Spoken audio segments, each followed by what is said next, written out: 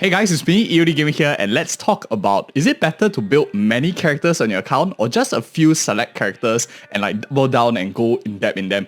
We're going to be talking about community comments in this video. If you guys are interested in maybe the original video, do check it out. It has pretty nice amounts of views. I think it's very useful, especially if you're trying to decide between both of them. We weigh the pros and cons. But here, let's talk about the community's thoughts, and I want to dive deep and answer each and every single one of you as a way to like community interaction, and your voices are important to me as well. So first question, we are sorting here by the top comments first. Vertical may technically be better, but horizontal is way more fun. This is a comment by Genevieve1998. I agree, like horizontal is actually a way better style if you are a person that in Honkai style or you play games generally and you get bored very quickly. You want to play new characters, you don't really care too much about clearing the endgame content. Horizontal may be way better. To put into context, like right now, as of time of recording, we are somewhere on the way to like Fei Xiao's patch. People are maybe even thinking about other characters like Robin, Kafka. In a sense, do you want to go for like E2 Akirion or 3 characters? You can then get Fei Xiao, you can get Robin, you can get Topaz and Nambi, and you basically like have an entire team on your own, which is like flexible to switch around. So I think it depends on what is more fun to you. To me personally, I think 3 characters like Fei Xiao, Topaz and Nambi, and like Robin, 3 characters for the price of E2 Akirion, likely it's going to be way more fun. But of course, there are pros and cons. We'll talk about that in a bit. Let me heart it so I remember that I have talked about it already. Next question here. Hoyoverse is smarter in Honkai Star Rail than in Genshin. This has 211 upvotes, by the way, so we are going to look at this. If you have noticed, since Dan Heng in Bibetter Lune, they've been putting more power into E2 DPS and like key supports and stuff like that. They're already ahead of the community when it comes to something like this. I just want to answer the main thing so we can get as many comments in. And I agree, a lot of the key power comes into E2, but Genshin Impact has already had this for a really long time, like Raiden Shogun's E2, for those of you who play Genshin as well. It's not a common, it's not an unusual strategy that they're applying in Honkai Star Rail here. The reason for that, why reruns will always come about. You want to give the people who already have the base character a reason to pull for the reruns. Think of it as like a pool of audience, right? Your first banner comes out. Maybe 50% of people skip that banner, and then 40% of people pull for just the base copy, excuse me. And then 10% of people pull for like Eidolons, E2, E6. And if you bring the next banner back around, you will be addressing the target market of people who skipped. But the people already, like the 10% of people who already put Eidolons, like they got their desired Eidolons, probably don't even care about the second rerun. So if you just sell to these 50% of people, you're making so little money. So that's why a lot of them try to put like juicy Eidolons, E1, E2, is so that the lifespan of the character can go for a much longer period of time. It's like a product that keeps selling for like 1 year's time. So if they bring back Akirion, for example, people that have E0 might be, maybe I want to go for that E2 Akirion now, so they start to like spend more money in the second banner. So instead of targeting just the 50% of people who do not have Akirion, now at least they can target the 40% of people who only have it at E0. That's like a 90% kind of people. I'm just throwing random numbers. Of course, we do not know the stats. Hoyoverse doesn't publish them, but this is just for analogy, for just an explanation of the point that's being made. But definitely, I agree. Dage was taken. Arker was taken, I don't know. But thank you so much for your statement as well. 211 upvotes. This is of course ranked by YouTube in terms of top comments. So it doesn't mean, I don't know why YouTube is like, the higher your likes, sometimes might not be above. But Delphi says, relic farming is too painful for too much horizontal investment. This is very true as well. As a person, I just want to share with you, as a person who pulls on every single character banner, and I even refresh my energy on a daily basis, it is very difficult to keep up with all the farming. Not only do you have to get your characters up to level 80 out of 80, you have to get their tracers, you also have to farm the relics, and every time there's a new one, and if they replace old sets, your account is just perpetual farm state. It's always a lack of resources. So it doesn't mean that you are a whale, you refresh, it's very easy, the game becomes like super easy. In fact, it's a lot harder because the more characters you have, the more investment you need in each one. I've seen some of you with like 200 plus crit damage.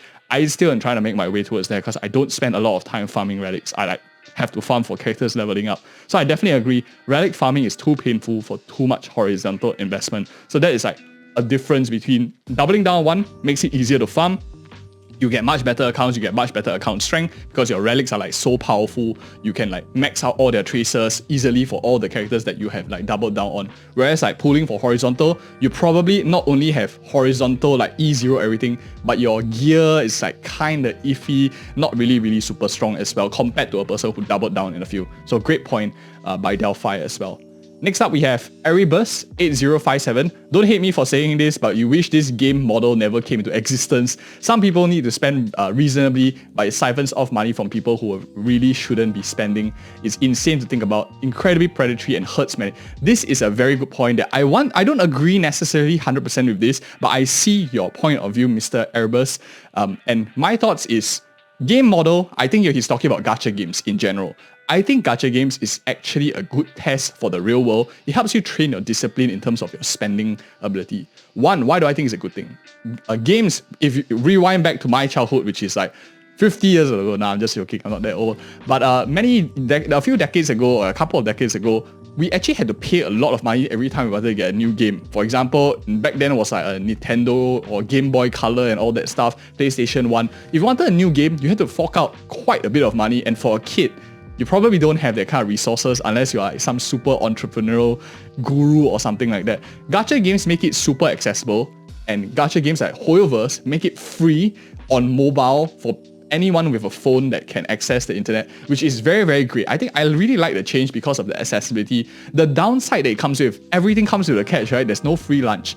You need to have good discipline. If you do not have financial discipline to control yourself, you will find that it's very tempting in gacha games because the whole model is giving you a free stuff and then trying to upsell you later on. It's like selling you a printer, for example. The printer to print your pages of your paper and stuff comes very cheap, the initial printer, but the ink that they upsell you is ridiculously expensive, and gacha games work on this model. The thing is, you do not need to have a printer to run this.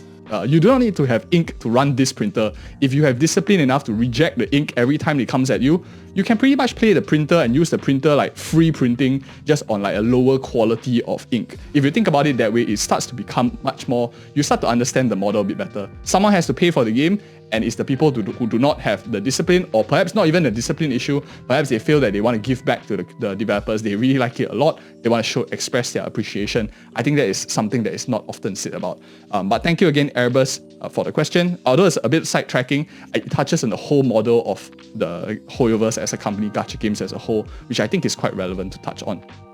Next up here, you have Heliotropic, 66 upvotes here. A balanced approach would be to pull all DPS characters and then just E0, S0 or S1 the most and double down into the harmony supports, which are very essentially useful. Now this is a really good balance. So some people joke about in the comments calling it like a diagonal investment where some you horizontal, some you double down. But the problem with this is if you pull all the different DPS subtypes, you probably don't have the resources. If you are free to play, you have to choose and let go of certain things. You can't get everything. So this balanced approach means that you have some sort of resources, some sort of like monthly pass, battle pass, a bit of weeklies, or you're super lucky. I, for one, not that lucky, always lose my 50-50s. I have no idea why. I lose a 50-50s, so one of you will be able to win a 50-50. Law of statistics. But here, you definitely need a lot more resources to pull every single character. Like if you're talking about E2 Akirion here, you get E0 Akirion, and then you pull every single other character. Like Robin, you pull Topaz and Nambi, you pull Ruan Mei, you pull Fu Shen, you pull, for example, like Aventurine, all that stuff.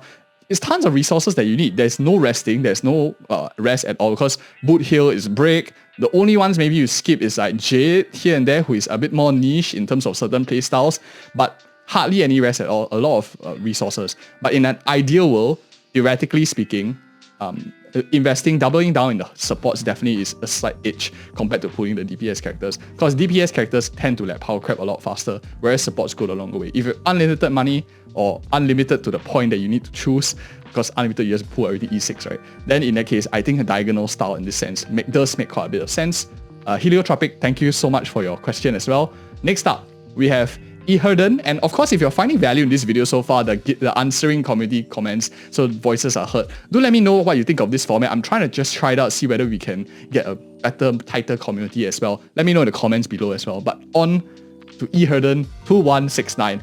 I balanced it out with diagonal investment, exactly the same comment as above. But let's see, get the character, get the light cone as possible, S1, and it's a game-changing mode. So exactly, so this is a fantastic choice. The trick with diagonal investment is what are the characters to skip, what are the characters to double down.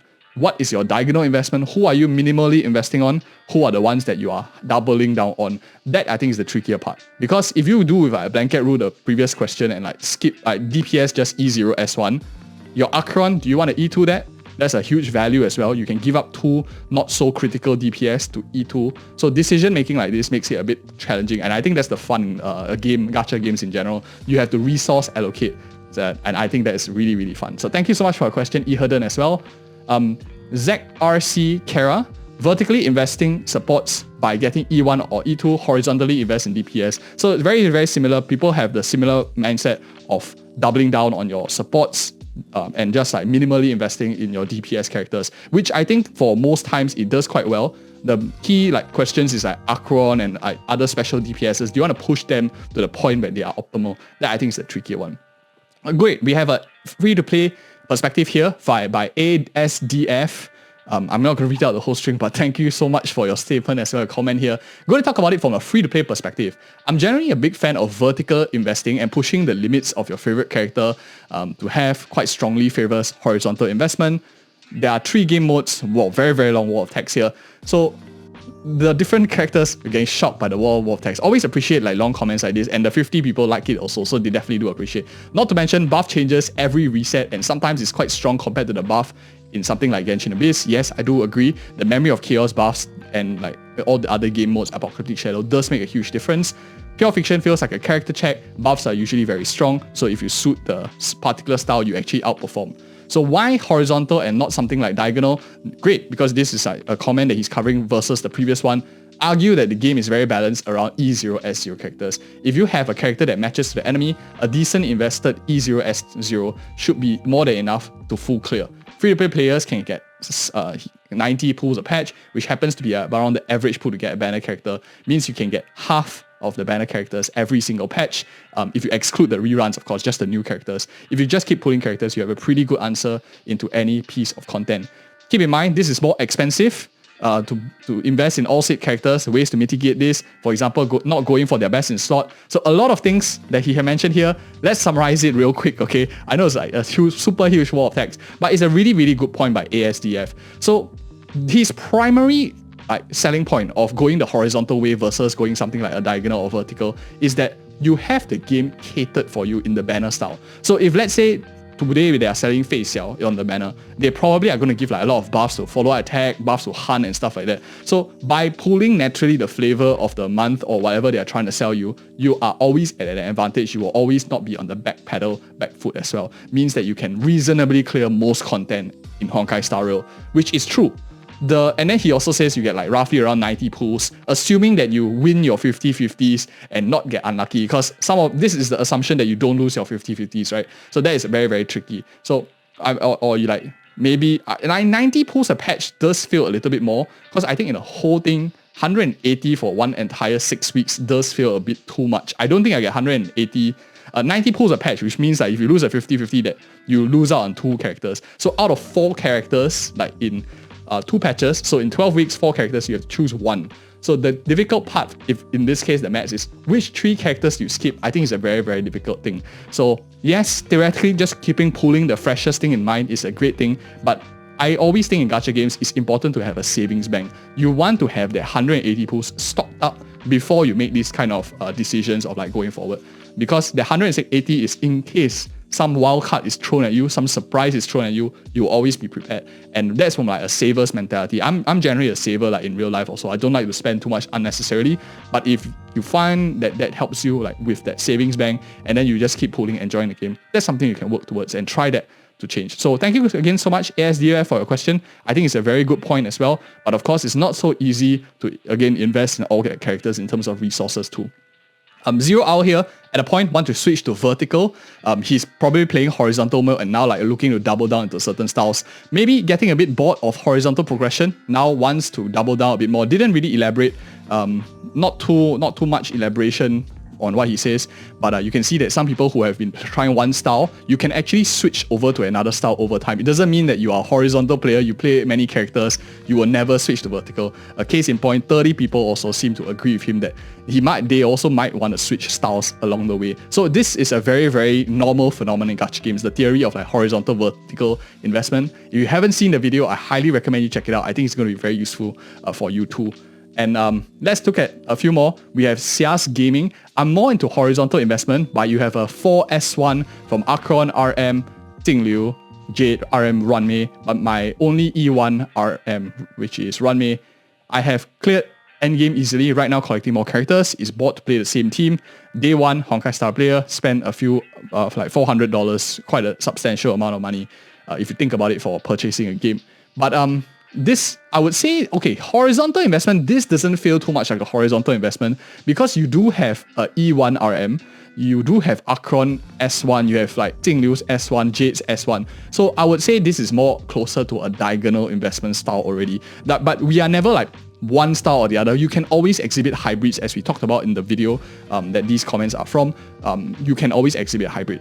So endgame, right now, when you like play too many things, collecting more characters, this is definitely one of the key styles of the downsides of vertical. You get very bored by doubling down on like all the same characters, getting all their gear, getting them very strong. At the end of the day, it becomes just a numbers game. You go in, clear everything 36 stars, go in, clear 36 stars. You want some challenge, want some versatility, but at the same time, you also want to hit your risk for a future date. So vertical styles also has its downside, not exactly the best. If you are playing a game, why do we play games? If you're aiming to win stuff or like beat the game, then yes, vertical is, I think, good for a short period of time.